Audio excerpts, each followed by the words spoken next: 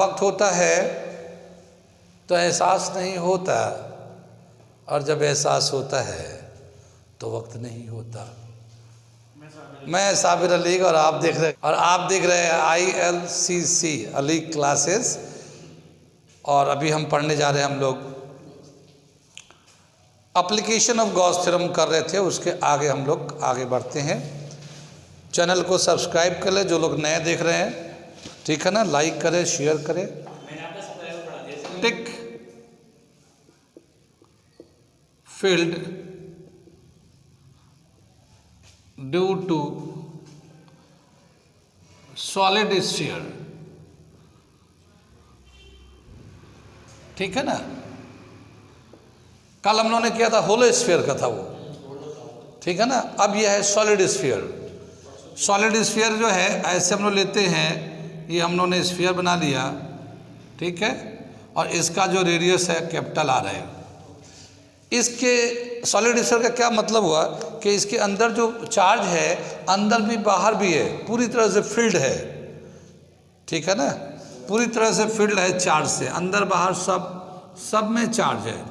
Surface पे भी है, जैसे हम लोग होता है ना, वाटरमेलन होता है, मटेरियल उसके अंदर भी होता है, बाहर भी होता है, ठीक है ना। तो ये पूरा अंदर बाहर हर जगह है इसके,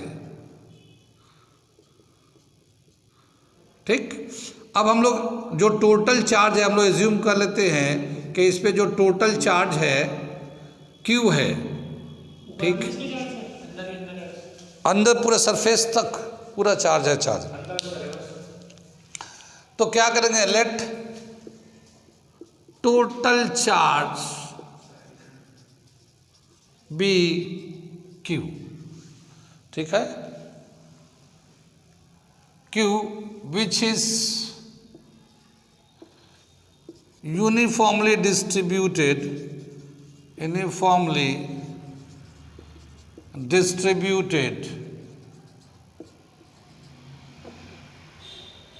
solid sphere.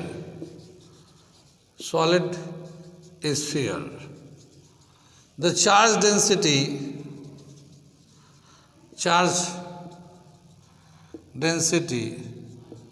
rho is equal to Q upon 4/3 pi R cube। हमने ये वॉल्यूम लिया, वॉल्यूमिक चार्ज डेंसिटी, और इसको हम लोग वॉल्यूमिक चार्ज डेंसिटी बोल लेंगे तो और भी अच्छा है। हाँ, चार्ज अपॉन वॉल्यूम, ठीक है ना। तो ये चार्ज अपॉन वॉल्यूम, तो ये वॉल्यूमिक चार्ज डेंसिटी हो गया। और अगर Q निकालना चाहते हैं तो क्या हो गया, 4/3 पाई R क्यूब रो, ये टोटल चार्ज का वैल्यू आ जाएगा ये, ठीक है ना। आगे बताया क्या, हम लोग इलेक्ट्रिक फील्ड निकालना चाहते हैं, और इलेक्ट्रिक फील्ड जो पॉइंट लेंगे जहाँ पे हमें निकालना है वो पॉइंट कहीं भी हो सकता है, ठीक है ना। आगे चल हम लोग, तो जो पॉइंट पे हमें इलेक्ट्रिक फील्ड निकालना है वो पॉइंट जो है ना, आउटसाइड द स्फीयर भी हो सकता है, on the surface of the sphere भी हो सकता है, इनसाइड द स्फीयर भी हो सकता है, ठीक है ना। हम लोग सबसे पहले वाला लेते हैं, when P lies outside of the sphere. तो पहला पार्ट हम लोग लिखते हैं, when P lies outside the sphere, ठीक है ना। तो हम लोगों ने P जो है ना आउटसाइड ऑफ स्फीयर लेते हैं। ये जो P पॉइंट हमने यहाँ ले लिया, एक पॉइंट ले लिया P आउटसाइड, ठीक। अब क्या करेंगे, एक गॉसियन सरफेस बनाएंगे, और वो जो गॉसियन सरफेस होगा वो थ्रू P से होते हुए जाएगा। ये स्फीयर है तो हम एक इससे बड़ा स्फीयर बनाएंगे, तो हम लोग एक इससे बड़ा स्फीयर बना लेते हैं जो P से होते हुए जा रहा है, ठीक है। और इसका जो रेडियस है वो R है, स्मॉल r, ठीक। So a Gaussian surface is drawn, a Gaussian surface is drawn passing through passing through P, ठीक है ना। Total flux through the Gaussian surface, total flux through Gaussian surface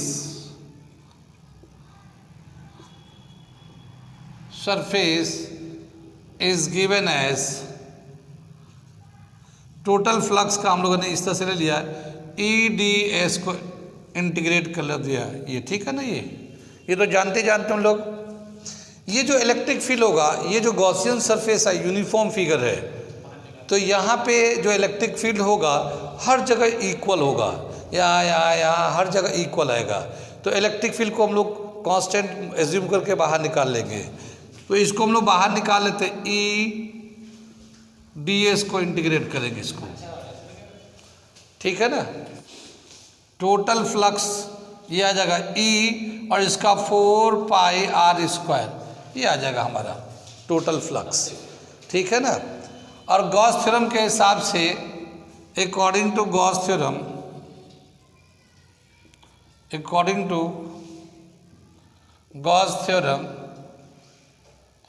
total flux is equal to Q by epsilon naught. ये होगा ना, ये Gauss theorem के हिसाब से हो जाएगा।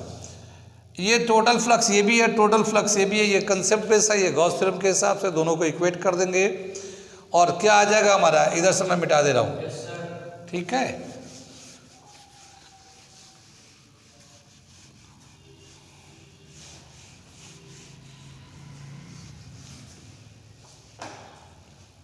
क्या आ जाएगा, from equation 1 and 2, E4 pi R² is equal to Q upon epsilon naught and E is equal to 1/4 pi epsilon naught Q upon R²। ये हमारा इलेक्ट्रिक फील्ड आया outside, when P lies outside of the solid sphere.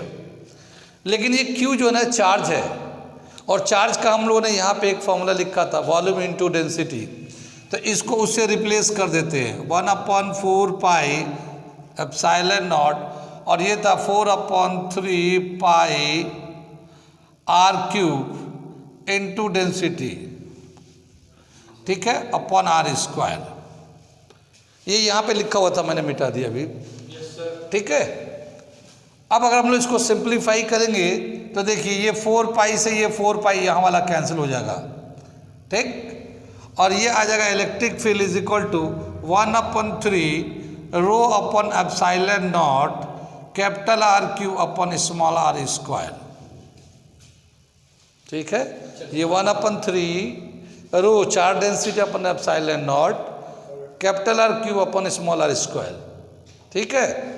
इसमें ये सब constant है, इसमें ये 1/3 और ये सब कांस्टेंट है।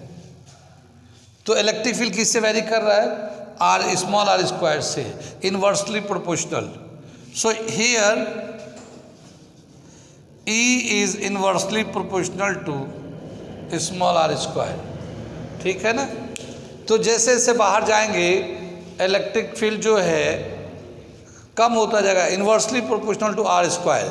और एक चीज़ ये भी था, यहाँ पे देख लीजिए इलेक्ट्रिक फील्ड का जो फॉर्मूला आया है हमारा यहाँ पे KQ अपॉन R², और ये जब आता है इलेक्ट्रिक फील्ड जब हम लोग चार्ज को पॉइंट चार्ज एज्यूम करते हैं तब, यानी ये जो R है स्मॉल r, अगर ये P बहुत दूर ले लेते हैं ना, P को बहुत दूर ले ले, तो ये जो चार्ज है इसको हम लोग पॉइंट चार्ज एज्यूम कर सकते हैं, या पॉइंट चार्ज की तरह बिहेव करता है when R is much larger than the, ठीक है ना। इसके रेडियस के कंपेयर में स्मॉल r अगर बहुत बड़ा होगा तो इस पूरे सॉलिड स्फीयर को हम लोग पॉइंट चार्ज एज्यूम करते हैं इस फॉर्मूले के हिसाब से।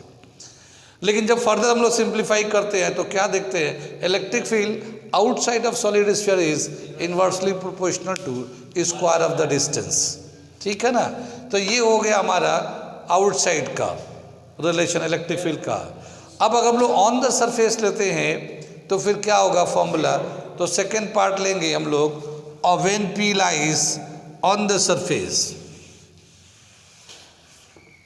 ठीक है, तो सेकेंड पार्ट कर रहे हैं हम लोग, B when P lies on the surface of a sphere. ठीक है ना, when P lies on the surface of the sphere. ठीक, इधर से मिटाते हैं, देखते हैं इसको। जो हमारा इलेक्ट्रिक फील्ड का फॉर्मूला है जो हम लोग निकाला है, ठीक है ना, 1/4 pi epsilon Q upon R square. ठीक है, यहां पे जब लेंगे ऑन द सरफेस तो यहां लिखेंगे here small R is equal to capital R. ठीक है ना, स्मॉल आर कैपिटल आर दोनों बराबर हो जाएंगे। सरफेस पे ले रहे हैं, जैसे ये पी जो है ना इस पॉइंट पे आ रहा है सरफेस पे, तो स्मॉल आर कैपिटल आर दोनों ही बराबर हम लोग ले लेंगे।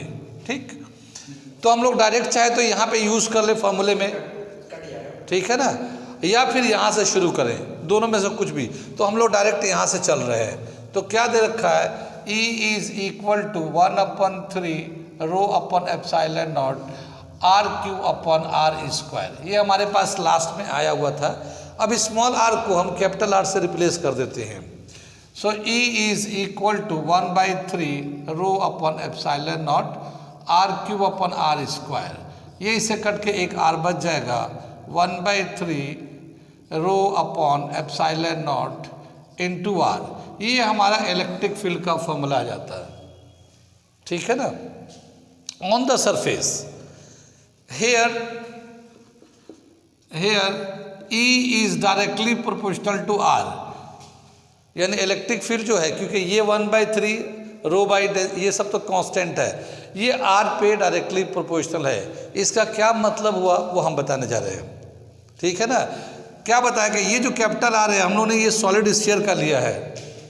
ठीक, हाँ सॉलिड स्फीयर का लिया है। तो हम लोग सॉलिड स्फीयर का अगर रेडियस बदल दे, मान लो एक सॉलिड स्फीयर ऐसा लिया, इसका रेडियस ये है, एक सॉलिड स्फीयर इससे बड़ा ले लिया, इसका रेडियस पहले वाले से ज़्यादा है। एक सॉलिड स्फीयर उससे बड़ा ले लिया, उसका रेडियस उससे ज़्यादा है। एक सॉलिड स्फीयर उससे भी बड़ा लिया, उससे भी ज़्यादा है। तो इलेक्ट्रिक फील्ड सबसे ज़्यादा किस में आएगा, सरफेस पे इलेक्ट्रिक फील्ड सबसे ज़्यादा किस में होगा, जिसका रेडियस बड़ा होगा। Electric field is directly proportional और रेडियस ऑफ सॉलिड स्फीयर। तो जिसका रेडियस बड़ा होगा सॉलिड स्फीयर का, उसके सरफेस पे इलेक्ट्रिक फील्ड भी ज़्यादा होगा। तो इसमें तो सबसे कम होगा, इसमें सबसे ज़्यादा होगा, ये इसका मतलब हुआ। ठीक है ना, डायरेक्टली प्रोपोर्शनल है, radius of the solid sphere. ठीक है ना, so the electric field will be maximum, the electric field will be maximum, ठीक है ना,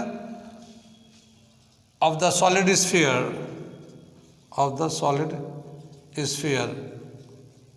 whose radius is larger,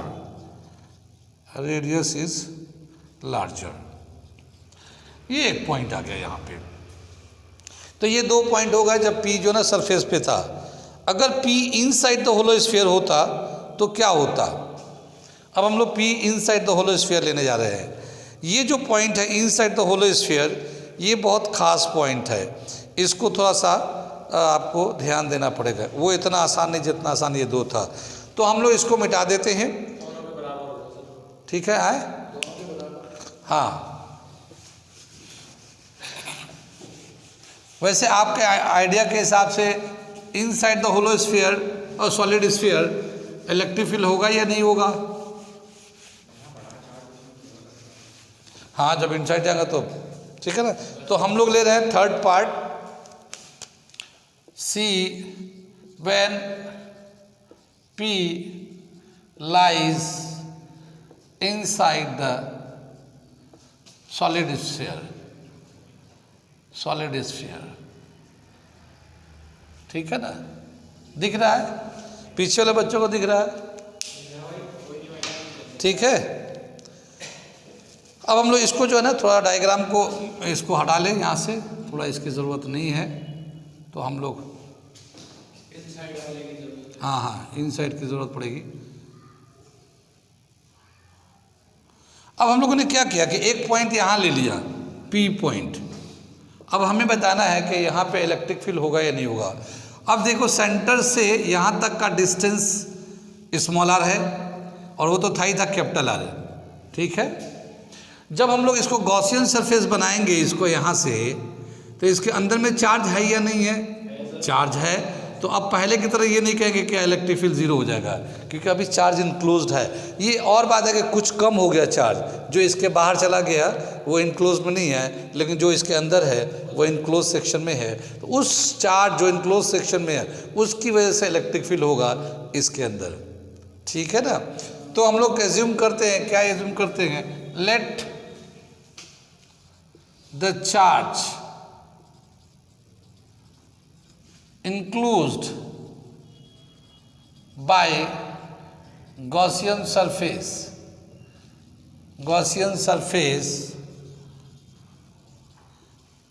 inside the solid sphere is Q dash। Q dash कर लिया, ठीक है ना। Now Q dash is equal to Q upon 4 upon 3 pi r cube into 4 upon 3 pi r cube। कितनी बात सुन में ये समझ में आया? मैं ये कैसे कर दिया हमने। जब इतना जो ओरिजिनल सॉलिड स्फीयर था तो उसका वॉल्यूम था 4 upon 3 pi r cube, तो इस पे जो चार्ज था Q था। ओरिजिनल जो सॉलिड स्फीयर था तो उसका वॉल्यूम तो इतना था, तो उस पर चार्ज इतना था।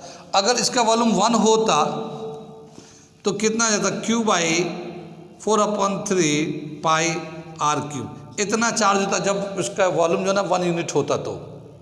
लेकिन जाहिर है इसके वॉल्यूम 1 यूनिट से ज़्यादा है, तो वॉल्यूम कितना हो गया इसका 4 upon 3 पाई r क्यूब, इतना वॉल्यूम होगा। तो इसको फिर से हम लोग, ये तो यूनिट का हो गया volume charge on unit volume इतना है, यूनिट वॉल्यूम का इतना चार्ज है, तो इतना वॉल्यूम पे कितना चार्ज होगा, तो इसे मल्टीप्लाई कर देंगे। तो हम लोगों ने ये मल्टीप्लाई कर दिया, तो और ये जो जितना चार्ज आ रहा है वो Q डैश हो जाएगा, वो Q upon 4 upon 3 pi capital R cube 4 upon 3 pi small r cube. हम लोग इस तरह से ये Q डैश के बराबर हो गया। कितनी बात सुन में, ठीक है ना।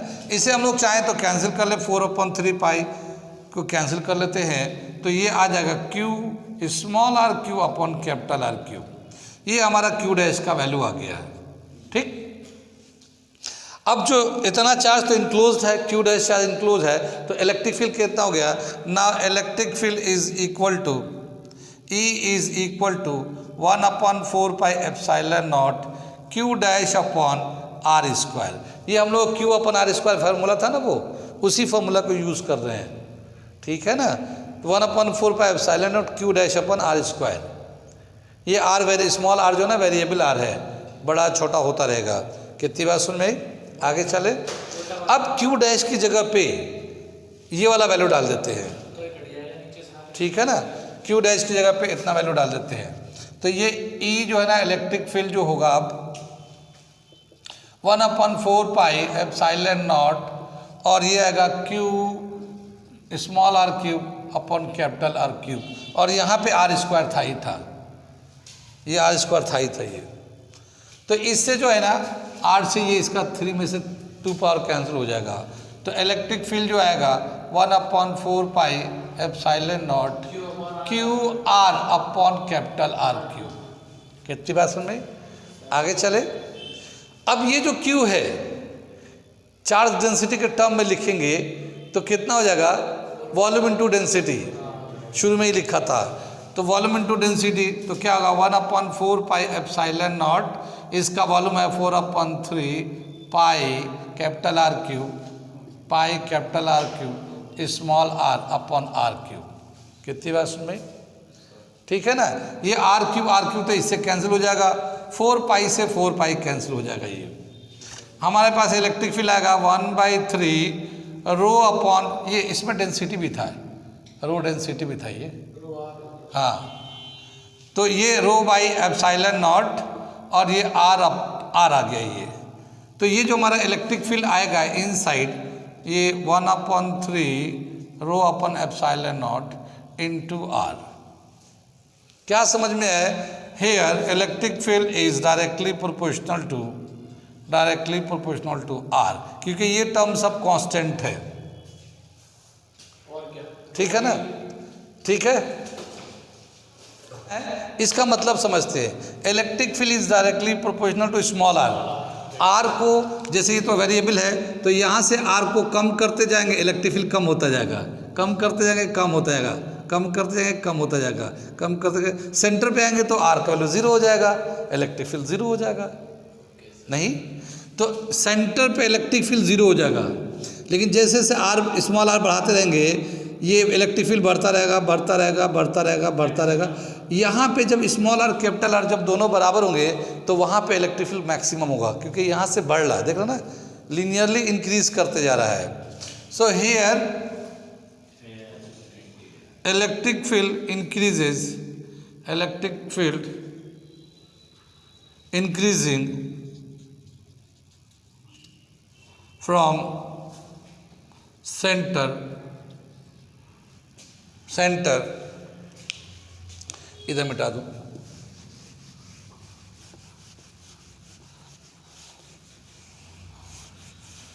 From centre to the surface. जब हम लोग सेंटर से सरफेस की तरफ जाते हैं तो इलेक्ट्रिक फील्ड बढ़ते जाता है, सेंटर पे इलेक्ट्रिक फील्ड 0 हो जाएगा, और जैसे यहाँ पे जाएंगे तो ये जब सरफेस के पास पहुँचेंगे तो ये स्मॉल आर कैपिटल आर के बराबर हो जाएगा। उसके बाद जैसे P बाहर चला जाएगा स्फीयर से तो फिर इलेक्ट्रिक फील्ड घटने लगता है, E is inversely proportional to R square. ठीक है ना? तो then outside of solid sphere the electric field decreases। ठीक है ना? डिक्रीजेस, आउटसाइड जब जाता है तो इलेक्ट्रिक फील्ड डिक्रीज करने लगता है। तो ये हमारा पूरा इसका outside on the surface inside, ये हम लोग निकाला। अब इसको अगर ग्राफ से प्लॉट करते हैं तो कैसे दिखाएंगे, वो उसका ग्राफ बना रहे हैं। ये हमारा एक इलेक्ट्रिक फील्ड इधर से दिखा रहे हैं हम लोग E, और यहाँ पे हम लोग लेते हैं स्मॉल आर जो ना कैपिटल आर के बराबर है। ठीक है? तो जब ये यहाँ लेंगे, ये सेंटर पे है ये, तो सेंटर पे इलेक्ट्रिक फील्ड कितना था? 0। यहाँ पे इलेक्ट्रिक फील्ड कितना था? जब यहाँ पे इसे, और जैसे जैसे रेडियस बढ़ेगा वैसे वैसे इलेक्ट्रिक फील्ड बढ़ेगा। तो ये यहाँ पे बढ़ गया, कहाँ तक? जब तक कि ये स्मॉल आर कैपिटल आर के बराबर नहीं हुआ, इस वक्त तक बढ़ा। और इसके बाद फिर क्या होगा? फिर ये ऐसे घटने लगा। ठीक है ना? तो ये जो है ना इलेक्ट्रिक फील्ड मैक्सिमम आएगा on the surface. On the surface the electric field is maximum, और क्या वैल्यू था उसका?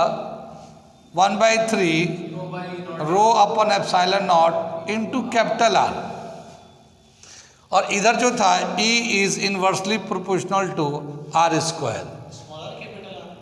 नहीं, ये कैपिटल आर के सरफेस पे है ना, मैक्सिमम हो गया, क्योंकि वो जो सॉलिड स्फीयर है जिस पे चार्ज रखा हुआ उससे बड़ा रेडियस नहीं है। और यहाँ देखो इधर की तरफ क्या है? Electric field is directly proportional to R, small R. तो जैसे जैसे ये सेंटर से चल रहा है इलेक्ट्रिक फील्ड बढ़ते जा रहा है, रेडियस बढ़ता जा रहा है, इलेक्ट्रिक फील्ड बढ़ते जा रहा है, रेडियस बढ़ते जा रहा है, मैक्सिमम यहाँ पे आके सरफेस पे हो जाता है। और फिर जैसे सरफेस से बाहर निकलते इलेक्ट्रिक फील्ड डिक्रीज करने लगता है, इनवर्सली प्रोपोर्शनल टू दिस। ठीक है ना? तो ये ग्राफ भी बहुत अच्छा है, समझ में आया, इसे नोट कर लिए। अच्छा लग रहा है तो सब्सक्राइब करें, लाइक करें, शेयर करें। आज नहीं तो कल तो काम आएगा ही आएगा। जब वक्त होता है तो एहसास नहीं होता है, क्योंकि अभी वक्त है, पढ़ लो, समझ लो, देख लो, वरना फिर क्या पता ये वक्त निकल जाएगा, एग्ज़ाम करीब आए, कंपटीशन करीब आ जाएगा और उसमें तुम हपड़ धपड़ में पढ़ोगे, कुछ समझ में आएगा नहीं, फिर वो तुम्हारा कुछ होगा नहीं, फिर बाद में पछताओगे जब 2-4 साल वक्त निकल जाएगा तब। ठीक है ना, तब पछताने से क्या फ़ायदा। ठीक है, फिर पछताओगे, फिर ये अब फिर सोचोगे अब हम तो कर नहीं पाए, हम अपने औलाद को पढ़ाएंगे, तो खुद नहीं कर पाए और औलाद से उम्मीद लगाएंगे। क्या पता औलाद के ज़माने में मोबाइल से बड़ा डिवाइस आ जाए और वो औलाद को जितना हम ख़राब हुए उससे ज़्यादा ख़राब कर दे। ठीक है ना, तो ऐसी उम्मीदें मत रखना अपने औलादों से। ठीक है, आप खुद बन सकते हो तो मेहनत करके बन लो, वीडियो देख लो, यहाँ नहीं देखो किसी और का देखो, कहीं नहीं तो कहीं और पढ़ो, पर ये वक्त जो प्रीशियस टाइम है ना, इसे गंवाओ मत। ठीक है ना, बुरा लगा तो अच्छी बात है, क्योंकि इस बात का एहसास तो है कि कोई आदमी कह रहा है और हमें बुरा लग रहा है। ठीक है ना, बुरा तभी लगता है जब आदमी के अंदर एहसास होता है, हसास होता है, तभी बुरा लगता है। लेकिन जिसका एहसास मर जाता है ना, उसे कुछ भी कह दो कुछ नहीं लगता उसे। ठीक है, तो इसलिए बुरा लगा तो अच्छी बात है। ठीक है ना, मेरी बात को बुरा मान लो और मुझे चैलेंज दो, मां साहब तुम घबराओ नहीं, मैं मन के दिखाऊंगा, इससे अच्छी बात और क्या हो सकती है। ठीक, कोई बात है, कोई प्रॉब्लम है, आप लोग देखो, लिखो, और कुछ समझना चाहो तो समझो, पूछो, और कुछ मशवरा देना चाहो, हो सकता है आप मेरे उस्ताद निकलो तो मुझे भी मशवरा दो, मैं क्या और कर सकता हूँ जिससे और लोग वीडियो देख सकते हैं, पढ़ सकते हैं, समझ सकते हैं, ज़्यादा से ज़्यादा बच्चों को फ़ायदा पहुँच सकता है। ठीक है ना, स्टूडेंट फ़ायदा उठाए। हम भी मेहनत से बना रहे तो हमें कोई फ़ायदा उठाएगा तो हमें भी इस मेहनत का लगेगा कि हाँ चलो किसी का काम तो आ रहा हूँ। वो बहादुर शाह जफ़र का मरते मरते शेर लिखा था, सुना तो होगा। ठीक है, सुन लो शेर, Bahadur Shah Zafar, last emperor of Mughal, ना किसी के आँख का नूर हूँ, ना किसी के दिल का चराग हूँ। ठीक है, ना किसी के आँख का नूर हूँ, ना किसी के दिल का चराग हूँ, जो किसी के काम ना आ सके वो मैं एक मुश्त गुबार हूँ। क्या मतलब समझ में आया कि हम लोग हिंदू होंगे तो मर जाएंगे, जल जाएंगे, राख हो जाएंगे, मुसलमान होंगे तो मर जाएंगे, ज़मीन में दफना देंगे, हम भी मिट्टी हो जाएंगे। ठीक है, और वो मिट्टी हो जाऊंगा, एक मुश्त गुबार हो जाऊंगा, एक मुश्त मिट्टी बन जाऊंगा, मगर वो मिट्टी जिस पे कुछ फूल खिल सकते हैं, पौधे आ सकते हैं, किसी के काम आ सकता है, वो मिट्टी का अपना नसीब होता है। कुछ मिट्टियाँ ऐसी होती है जिसको किसी के काम नहीं आता। तो बहादुर शाह जफ़र जब लास्ट एम्परर, जब वो अंग्रेज़ों ने उन्हें उठा के रंगून में डाल दिया तो रंगून में मर भी जाएंगे तो उनके मिट्टी हिंदुस्तान के काम नहीं आ सकती, क्योंकि हिंदुस्तान से आज के डेट में बर्मा के नाम से मशहूर है रंगून। ठीक है, तो तब उन्होंने कहा था कि ना किसी की आँख का नूर हो, जैसे किसी की शादी ब्याह होती है और उसकी फैमिली होती है, बच्चे होते हैं, बीवी होती है, जब घर जाते हैं तो बीवी देख के मियाँ को मुस्कुराती है, देखती है मेरे सर ताज आ गए। ठीक है ना, तो किसी की आँख का चमक तो हूँ मैं रंगून में रह रहा हूँ, मैं किसी के आँख का नूर नहीं रहा, ना किसी के दिल का चिराग हूँ, मैं किसी के दिल का चिराग नहीं कि किसी के दिल में मैं जलता हूँ, कोई मेरा इंतज़ार करता है, ऐसा कोई भी नहीं है। तो शायर बहादुर शाह जफ़र एक अच्छे शायर थे, उनकी शायरी बहुत अच्छी है, सुनेंगे कभी फुर्सत में। लेकिन मैं ये एक बता रहा हूँ कि ऐसा ना हो कि हमारी ज़िंदगी भी किसी काम के लायक ना बचे। ठीक है, कुछ कर लें तो अच्छा है, किसी के काम तो आ ही सकते हैं, किसी का नहीं तो अपने ही तो ज़िंदगी बना ही सकते हैं। आगे चलते हैं, ये तो हम लोगों ने कर लिया एप्लीकेशन ऑफ गॉस थ्योरम, लेकिन अभी छोटे छोटे एप्लीकेशन और बाकी हैं, थोड़े से उसे भी कर लेते हैं। ठीक है ना, तो उसे करते हैं हम लोग, मिटा देते इसे, उसे शेयर कर लेंगे। तो और थोड़े से एप्लीकेशन गॉस थ्योरम के हम लोग देखते हैं। क्या दे रखा है कि अगर थिन शीट हो, charge distributed on infinitely thin sheet, thin sheet पे अगर चार्ज डिस्ट्रीब्यूट हो तो फिर उससे हम लोग कैसे इलेक्ट्रिक फील्ड निकालेंगे, ये करने जा रहे हैं। ठीक है ना, charge distributed on thin sheet, thin sheet, ठीक, ये दे रखा है। यहां पे एक शीट लेते हैं हम लोग और इस शीट पे देखते हैं, ये बहुत ही पतला शीट है, ये बहुत ही पतला शीट है और इस पे चार्ज का डिस्ट्रीब्यूशन कुछ इस तरह से है।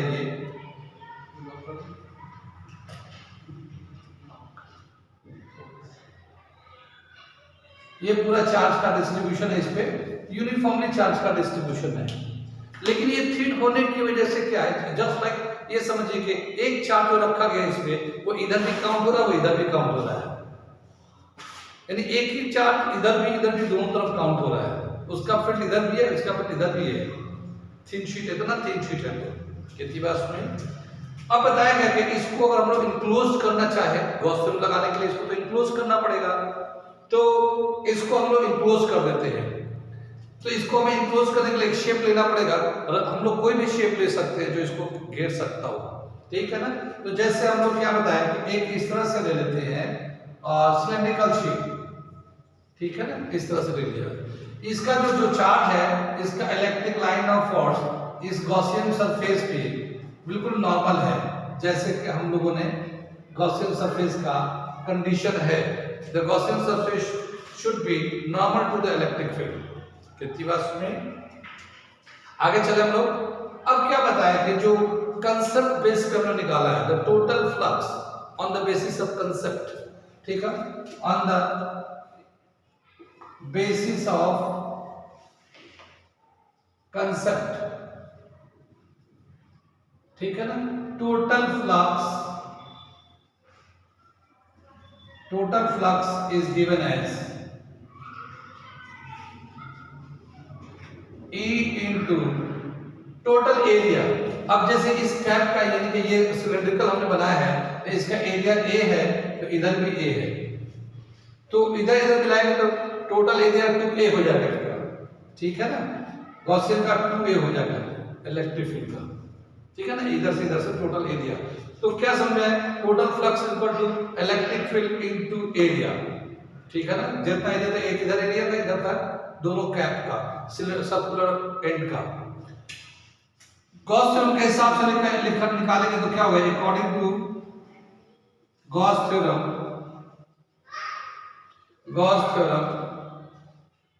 Total flux is equal to Q upon epsilon naught, ठीक है ना। Total flux is equal to Q upon epsilon naught. इन दोनों को इक्वेट कर लेंगे तो क्या मिलेगा, now equating we get first and second, equating we get E into 2A is equal to Q by epsilon naught, ठीक है ना, Q by epsilon naught. Q जो चार्ज होता है, अगर हम लोग चार्ज डेंसिटी से मल्टीप्लाई कर दें, नहीं, charge density surface charge sigma से दिखाते हैं हम लोग, सिग्मा इनटू एरिया, ठीक है ना। तो अगर हम लोग क्या लिखेंगे, sigma into area is equal to Q, ये हम लोग इसको लिख सकते हैं। Charge density Q upon area होता है, हम लोग इसको, अगर हम लोग charge sigma is equal to Q upon area होगा, ये सिग्मा को मल्टीप्लाई कर देंगे। हाँ, मैं थोड़ा सा, sigma is equal to Q upon A और Q is equal to sigma into A। कितनी बात सुन रहे हैं।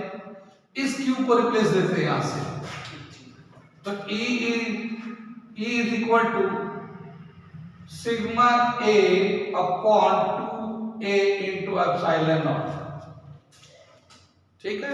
A से A कैंसिल हो जाएगा, E is equal to 1/2 sigma upon epsilon naught. ये आएगा electric field due to thin sheet,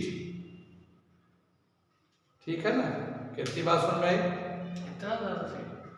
हाँ, क्या समझ में आई, ये देखिए सिग्मा जो है ना चार्ज डेंसिटी है ये, ठीक है ना। इतना आ जाए electric field 1/2 sigma upon epsilon not. इस फिगर में देखिए, इसके एरिया पे डिपेंड नहीं करता, यानी हम चाहे इस तरह का शेप बना ले या इस तरह का शेप बना लेते हैं, इसको इंक्लोज करने के लिए ऐसा भी शेप बना के इंक्लोज कर सकते हैं, ठीक है ना। लेकिन वो एरिया पे डिपेंड ही नहीं करता।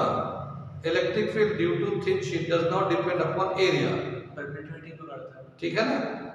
तो यहाँ पे डेंसिटी पे परमिटिविटी पे करता है 1/2। कितनी बात सुने, ये तो थिन शीट के लिए हुआ, अगर थिक शीट होता तो क्या होता, पता नहीं सर। ठीक है ना, ये तो था थिन शीट, इतना समझ में आया। अब हम लोग निकालते हैं for thick sheet, multi sheet के लिए। Charge distribution on thick sheet. Next part करना पड़ेगा, सेकेंड पार्ट में रखा है ऑन थिक शीट। कितनी बात सुने, इसमें जो है ये तो हमारा ऐसे ही रहेगा, total flux is equal to E into 2A। मैं दोबारा से नहीं कर रहा हूं, बल्कि इसी में से थोड़ा सा सिंप्लीफाई करना है। देखो टोटल फ्लक्स हो जाएगा concept E into 2A। Gaussian theorem के हिसाब से क्या हो जाएगा, Q बाई एप्सिलॉन नॉट। लेकिन क्या है गॉसियन सरफेस के हिसाब से, the total charge enclosed in it, यही तो है, the total charge enclosed in it. तो ये जो थिक शीट है, थिक शीट का क्या मतलब हुआ कि एक थिक शीट में जो चार्ज इधर है वो इधर काउंट नहीं हो रहा है, इसका अलग से चार्ज है, ये इसका अलग चार्ज है, इसका अलग चार्ज है। तो जो हम लोग Q ले रहे थे, अब हम लोग 2Q लेंगे यहाँ पे, इधर का चार्ज अलग, इधर का चार्ज अलग। तो यहाँ पे जो वैल्यू आ जाएगा हमारा, ये 2Q आ जाएगा, ये यहाँ पे 2Q आ जाएगा। कितनी बात सुन रहे, ठीक। ऐसे ही यहाँ पे चलेंगे तो यहाँ 2 आ जाएगा। कितनी बात सुन रहे, 2 से 2 कैंसिल हो जाएगा ऐसे, ठीक है ना। और E is equal to Q upon A epsilon naught. और अब चार्ज को हम लोग लिख सकते हैं सिग्मा, चार्ज हो रहा है sigma into area upon A epsilon naught. A से कैंसिल होगा, E is equal to sigma upon epsilon naught. तो ये इलेक्ट्रिक फील्ड आ गया अब थिक शीट के लिए। थिन शीट और थिक शीट में क्या डिफरेंस है, thin sheet electric field due to thin sheet वो था 1/2 sigma upon epsilon naught thin sheet, और ये हो गया थिक शीट, ठीक है। तो थिन शीट में आधा होता है, थिक शीट के कंपेयर में आधा होता है थिन शीट में। अगर हम इसका रेशियो ले लें थिक अपॉन थिन का, ठीक है ना, electric field due to thick sheet upon electric field due to thin sheet, ठीक है ना। तो थिक का है सिग्मा अपॉन एप्सिलॉन नॉट, और ये हो जाएगा 1/2 सिग्मा अपॉन एप्सिलॉन नॉट, ठीक है। ये कैंसिल हो जाएगा, ये 2 ऊपर चला जाएगा। Electric field due to thick is equal to twice of electric field due to thin, ये हमारा रिलेशन आ जाएगा। तो इलेक्ट्रिक फील्ड थिक शीट का जो होता है twice of electric field due to thin sheet होता है। कितनी बात सुने, तो ये थिन शीट के हिसाब से, थिन सिंगल शीट था ये, थिन सिंगल शीट था ये। अगला जो टॉपिक है डबल शीट का लेते हैं हम लोग, थिन शीट लेते हैं, 2 पैरेलल थिन शीट वो लेते हैं। इसे मिटा due to charge distribution, electric field due to 2 thin parallel sheet, ठीक है, 2 थिन पैरेलल शीट, ठीक है। ये लेते हैं हम इलेक्ट्रिक फील्ड। अब बताएंगे कि 2 शीट लेते हैं, दोनों पैरेलल है, और उसमें अगर हम लेते हैं, यहां पे लेते हैं when sigma A and sigma B are different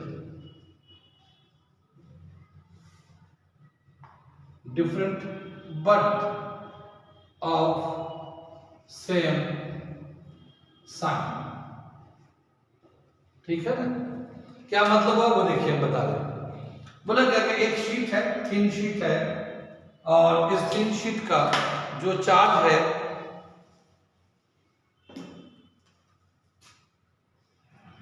इस पे जो चार्ज है हम लोगों ने ये ले लिया, इसकी जो चार्ज डेंसिटी है सिग्मा से दिखाएंगे, सरफेस चार्ज डेंसिटी को सिग्मा से दिखाते हैं, और ये जो सरफेस चार्ज डेंसिटी है इसको हम लोग लिखते हैं सिग्मा ए शीट का, इस पे जो चार्ज डेंसिटी है, इसी के पैरेलल एक दूसरा शीट है, इस पे भी चार्ज है, सेम चार्ज, यानी कि पॉजिटिव चार्ज उस पे था पहले वाले पे, तो पॉजिटिव चार्ज दूसरे वाले पे भी ले लिया हम लोगों ने, ठीक है ना। और इस पे सिग्मा बी चार्ज डेंसिटी है, सिग्मा बी चार्ज डेंसिटी है।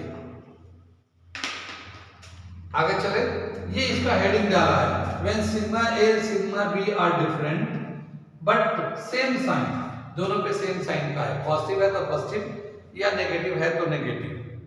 आगे चले, आगे देखिए क्या बताया कि जैसे हम लोगों ने ये दो शीट पैरेलल लिया, ये पूरे बेल्ट को या रीजन को 3 पार्ट्स में डिवाइड कर दिया, ठीक है ना, 3 पार्ट में डिवाइड कर दिया। एक अगर हम लोग यहाँ कहेंगे तो ये दोनों के राइट में आता है, गॉसियन सरफेस को ना, गॉसियन सरफेस, हाँ गॉसियन सरफेस का भी बता रहा हूँ, अभी मैं बता रहा हूँ उसको application.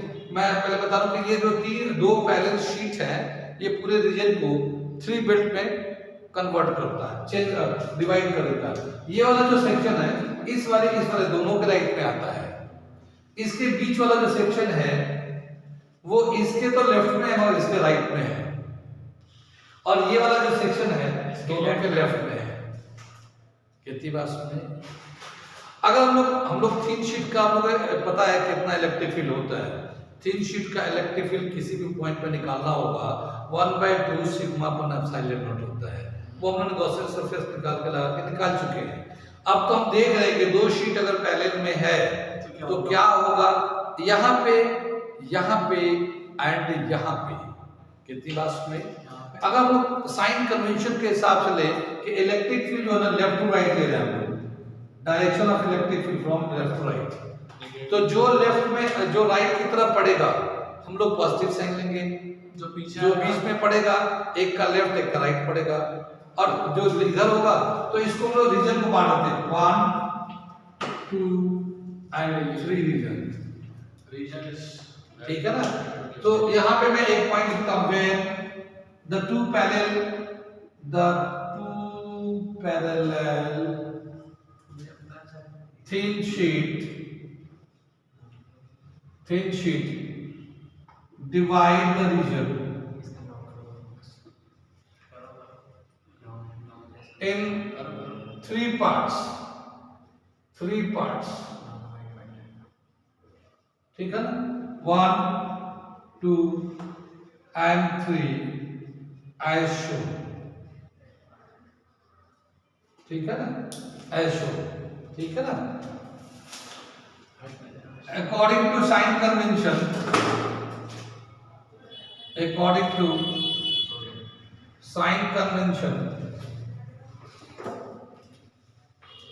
the direction of electric field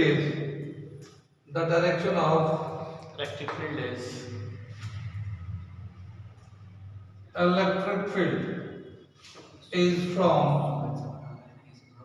left to right,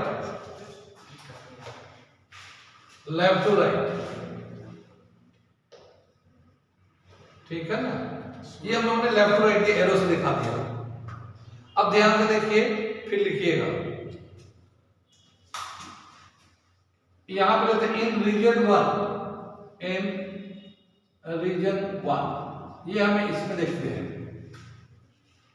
electric field due to A is equal to -1/2 sigma A upon epsilon naught. ये समझ में आया कैसे कर दिया? सही है सर। साइन कन्वेंशन के हिसाब से ये रीजन 1 है ना, तो हम लोगों ने इसको लेफ्ट में होने में से माइनस ले लिया। ऐसे ही इसका EB कितना जगह -1/2 sigma B upon epsilon naught, कितनी बार ये भी लेफ्ट में था। अब हमारा net electric field third region में क्या होगा, ठीक है ना, net electric field in region 1, तो E is equal to EA plus EB, इन दोनों को प्लस कर दिया, A और B वाले को, हाँ E और B को तो -1/2 sigma a upon epsilon naught, फिर plus -1/2 sigma b upon epsilon naught. ठीक है ना, इसमें से -1/2 एप्सिलॉन नॉट कॉमन ले लेते हैं। तो जब कॉमन ले लेंगे तो क्या आएगा, -1/2 एप्सिलॉन नॉट कॉमन हो गया, sigma a plus sigma b, ये हमारा वैल्यू हो गया इलेक्ट्रिक फील्ड का। कितनी बात सुन रहे हैं? तो इन रीजन 1, यहाँ पे 1 डाल देते हैं, 1 रीजन में, इन रीजन 1 इलेक्ट्रिक फील्ड दे रखा -1/2 epsilon naught in bracket sigma a plus sigma b, ये रीजन 1 हो गया। अब रीजन 2 में निकालने जा रहे हैं, इसे मिटा देता हूँ, नोट कर लिए जरा सा उल्टी करेंगे तो पूरा लगता है। ये समझ में आ गया, ये तो रीजन 1 में हो गया। अब रीजन 2 में निकालने जा रहे हैं तो हम लोग इसे मिटा देते हैं। ये पहला कंडीशन लेके चल रहे हैं हम लोग। तो रीजन 2 में इलेक्ट्रिक फील्ड निकालने जा रहे हैं। इन रीजन 2, रीजन फर्स्ट में निकाल दिया सर।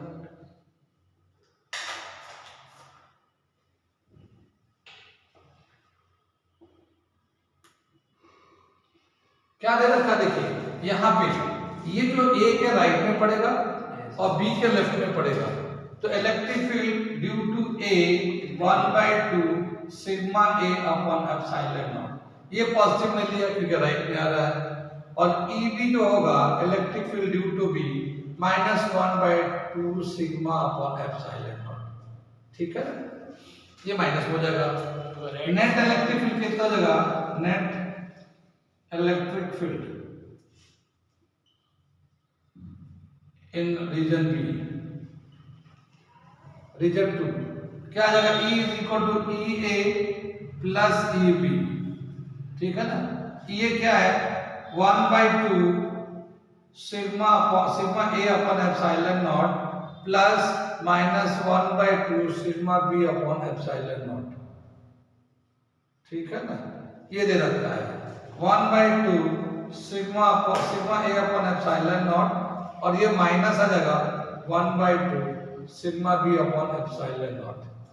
ठीक है, इसमें से 1/2 एप्सिलॉन नॉट कॉमन निकाल लेंगे तो ये आ जाएगा 1/2 एप्सिलॉन नॉट कॉमन हो जाएगा, sigma A minus sigma B। ये हमारा सेकंड रीजन में आ जाएगा, electric field in the second region. ठीक है ना, electric field in the second region. कहाँ समझ में आई है, बिल्कुल ये बीच में माइनस हो गया, पहले ये किनारे पे माइनस था, ये प्लस था, अब ये यहाँ प्लस हो गया, थर्ड रीजन। अब हम ले जाएंगे थर्ड रीजन में। ठीक है ना, दोनों तरफ का राइट, दोनों के राइट में आएगा। ठीक है, in third reason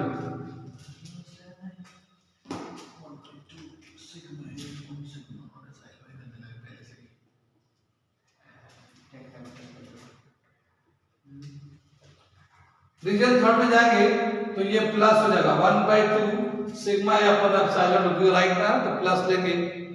electric field due to B, ये भी प्लस हो जाएगा, ये हम लोगों ने ले लिया, दोनों ही प्लस हो गया। Net electric field in region 3 में नेट कितना जाएगा, दोनों को प्लस कर देंगे। ठीक है ना, और यहाँ पे जो साइन है हम लोग थोड़ा हटा लेते हैं यहाँ से। ठीक है ना, रीजन 3 में इलेक्ट्रिक फील्ड जो है 1/2 sigma A upon epsilon naught plus 1/2 sigma B upon epsilon naught. ठीक है ना, कॉमन ले लेते हैं हम लोग, electric field in third region is equal to 1/2 sigma naught epsilon naught sigma A plus sigma B। ये आ गया थर्ड रीजन में, ये दोनों ही प्लस आ गया। कितनी बात सुन रहे हैं? तो ये आ गया हमारा थिन शीट की वजह से, when chart is distributed on 2 parallel thin sheet. ठीक है, तो ये दे रखा। अगर थिक शीट होता तो यही रिलेशन चेंज क्या होता, इसमें से ये 1/2 सब में से हट जाता है, 1/2 सब में से हट जाता है, क्योंकि थिन में आधा होता है और थिक में 1 हो जाता है। ठीक है ना। तो अगर हम लोग इसी को 3 शीट में लिखना चाहेंगे तो मैं लिख के दिखा रहा हूँ, ठीक है, चलिए खुद करते हैं। कर लेंगे आप लोग। Yes sir. Very good very good. लेकिन कितने बच्चे होशियार हो मेरे, ठीक है ना। देखते देखते हवा पकड़ लिए, रफ्तार आने लगे। तो खुद से करिएगा, हम बस ऐसी लॉजिक बता देते हैं। 1/epsilon sigma A minus sigma B आ जाएगा, ये 2 नहीं आएगा। यहाँ पे भी 1/epsilon sigma A plus sigma B, ये 1/2 जो 2 आ रहा वो नहीं आएगा थिक शीट के लिए, ठीक है। आगे चलते हैं, अगला टॉपिक कर लेते हैं इसमें से, ठीक है। जैसे यहाँ पे when sigma A is equal to sigma B is equal to sigma, एक तो ये दे रखा है कि दोनों का चार्ज डेंसिटी सेम है, सिग्मा ए सिग्मा बी दोनों बराबर है, but sigma A is equal to minus sigma या प्लस सिग्मा ले लेते हैं, and sigma B is equal to minus sigma ले लेते हैं। यानी एक पे पॉजिटिव चार्ज है, एक पे नेगेटिव चार्ज है, और दोनों का चार्ज डेंसिटी बराबर है। तो क्या होगा इलेक्ट्रिक फील्ड इन 3 रीजन में, कितनी बात सुने, इन तीनों रीजन में अगर दोनों का चार्ज डेंसिटी सेम हो मगर अपोजिट साइन के है, तो क्या होगा इलेक्ट्रिक फील्ड, वो निकालने जा रहे हैं, ठीक है। तो electric field in first region हम निकाल रहे हैं, E in first region. First region में याद होगा कैसे निकाला था, -1/2 epsilon naught sigma A plus sigma B, ये फॉर्मूला था उसका जी, ठीक है ना। अब हम लोग देखो -1/2 एप्सिलॉन नॉट तो ऐसे ही रहेगा, सिग्मा ए को सिग्मा लिख दिया क्योंकि वो पॉजिटिव है, और ये बी जो है ना माइनस सिग्मा आ जाएगा, ये सिग्मा बी जो है ना माइनस में है, कितनी बात सुन रहे। तो ये सिग्मा माइनस सिग्मा 0, तो electric field in region first 0 हो जाएगा, ठीक है। अब हम लोग थर्ड रीजन निकालते हैं। थर्ड रीजन जाते हैं इधर वाला, सेकंड में निकाल लें सर। सेकंड से निकालूंगा, अभी थर्ड रीजन का निकालता हूं। E3 थर्ड रीजन का, तो क्या आएगा 1/2 epsilon naught sigma A plus sigma B, वो देखो लिखा हुआ अभी भी वहां पे थर्ड रीजन का, वो वहां लिखा हुआ है। तो यहाँ पे लिखेंगे 1/2 एप्सिलॉन नॉट, ए के जगह सिग्मा लिखेंगे, बी के जगह माइनस सिग्मा लिख देंगे, और ये भी 0 हो गया। क्या समझ में आया, electric field first and third में 0 आ रहा है। अब हम लोग सेकंड रीजन में देखने जा रहे हैं, ठीक है। सेकंड रीजन में electric field in second region 1/2 sigma epsilon naught sigma A minus sigma B है फॉर्मूला, देखिए सेकंड रीजन में, और 1/2 एप्सिलॉन नॉट, इस ए की जगह पे सिग्मा लिखेंगे, और ये जो था माइनस माइनस सिग्मा हो गया ये, ठीक है ना, माइनस माइनस सिग्मा हो गया, यानी ये प्लस हो गया ये, कितनी बात सुनाई।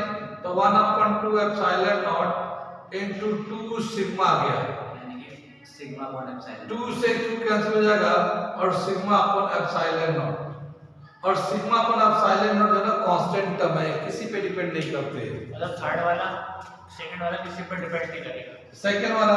तो क्या समझ में आया, इलेक्ट्रिक फील्ड यहाँ पे जो है, electric field in second region जो है वो सिग्मा अपॉन एप्सिलॉन नॉट के बराबर है, सिग्मा अपॉन एप्सिलॉन नॉट के बराबर है। यहाँ कांस्टेंट रहेगा, चाहे यहाँ लो यहाँ लो यहाँ लो यहाँ लो, कहीं भी लो, अगर दो पैरेलल प्लेट है और उन दोनों के बीच में एक पे पॉजिटिव चार्ज दूसरे पे नेगेटिव चार्ज, दोनों के चार्ज डेंसिटी बराबर, तो सिर्फ बीच में ही इलेक्ट्रिक फील्ड होगा, बाकी दोनों किनारे पे 0, इधर भी 0 इधर भी 0।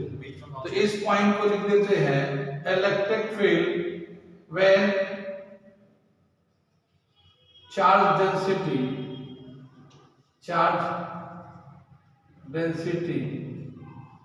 Are equal and opposite, then the electric field electric field will be 0 in region first and third, ठीक है ना, while electric field is constant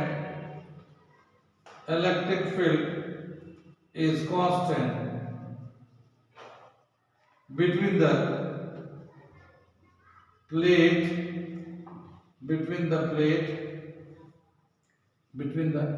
parallel plates at everywhere, ठीक है ना, हर जगह पे इलेक्ट्रिक फील्ड सेम ही रहेगा पैरेलल प्लेट के बीच में अगर उनके चार्ज डेंसिटी इक्वल है और अपोजिट है। ये था हमारा गॉस थ्योरम का एप्लीकेशन पैरेलल प्लेट तक। ये जो पैरेलल प्लेट का भी ये जो कंसेप्ट कर रहे हैं आगे ये हेल्प करेगा कैपेसिटर को समझने में, ठीक है ना। तो यहाँ पे गॉस थ्योरम खत्म हो जाता है। अगले क्लास में हम लोग करेंगे, जो भी करना होगा आपको जो करना है वो करो, मुझे जो करना है मैं कर रहा हूँ, ठीक है।